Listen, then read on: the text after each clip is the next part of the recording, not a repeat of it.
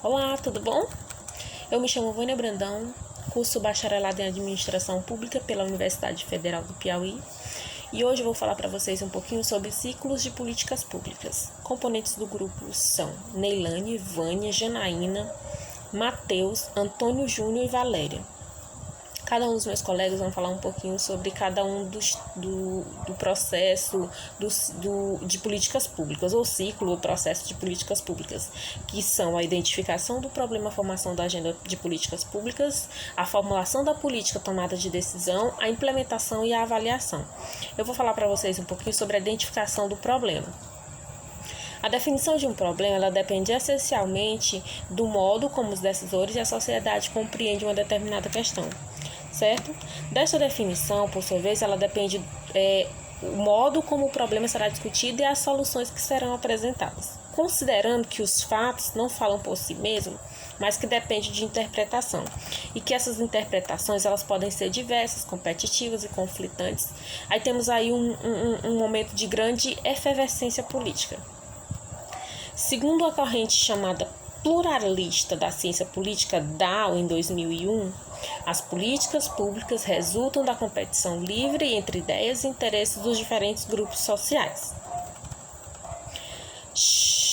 O cientista político Elmer Eric Schneider, eu não sei pronunciar o nome do cientista, mas ele argumentou em outra vertente que, mesmo nas democracias liberais, os mais necessitados não são os que mais participam do jogo político, porque quem decide quem participará no jogo é exatamente quem decide o que é o próprio jogo. Mais na frente, ele continuou falando, ele demonstrou que o principal poder dos governos consiste em administrar os conflitos antes que ele chegue às esferas públicas. Assim, os atores dominantes do jogo político, grupo de pessoas, partidos políticos e instituições, determinou o escopo e a extensão dos conflitos. A capacidade de manipular a agenda pública, incluindo ou priorizando questões, é denominada por ele de mobilização dos desvios e visa a organização da agenda de conflitos. A política pública, enquanto atividade prática, consistiria, assim, na contenção e no gerenciamento dos conflitos através da mobilização dos desvios, da inclusão ou exclusão de questões, da obstrução de certos temas na agenda política. Dessa forma, a definição do problema é a forma fundamental de exercício do poder.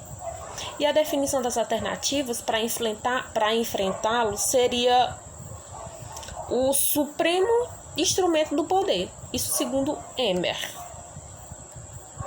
Na medida em que estas alternativas definirão que conflitos serão equacionados. Os demais, eles serão simplesmente excluídos da agenda, numa direção semelhante à de Emer. Outro aspecto relevante no estudo da formação da agenda é o que diz respeito à não decisão. Como apontou Dier em 1992, o poder reside tanto na capacidade de comandar uma ação quanto de comandar a inação. Ou seja, é relevante também considerar o poder que determinados grupos possuem de evitar que uma grande decisão ela seja tomada, o chamado poder do veto, que pode ser exercido explícita ou disfarçadamente. Vale lembrar que, contemporaneamente, há que se considerar ainda que é cada vez maior o uso da mídia e do marketing na definição da agenda de políticas públicas. Isso mesmo. O que leva alguns observadores a afirmar que nas democracias desenvolvidas o poder de estabelecê-las estaria migrando das mãos dos políticos e burocratas para a mão dos profissionais de marketing. As políticas estariam sendo, então, vendidas como produtos a partir do apelo dramático de sua embalagem, em detrimento das ideias e utopias, assim por dizer. Isso configuraria uma ameaça à democracia liberal, segundo a qual os eleitores deveriam votar nos partidos e candidatos em função de suas ideias e propostas. Basicamente isso. Os meus colegas vão dar continuidade no restante do ciclo de políticas. Muito obrigada.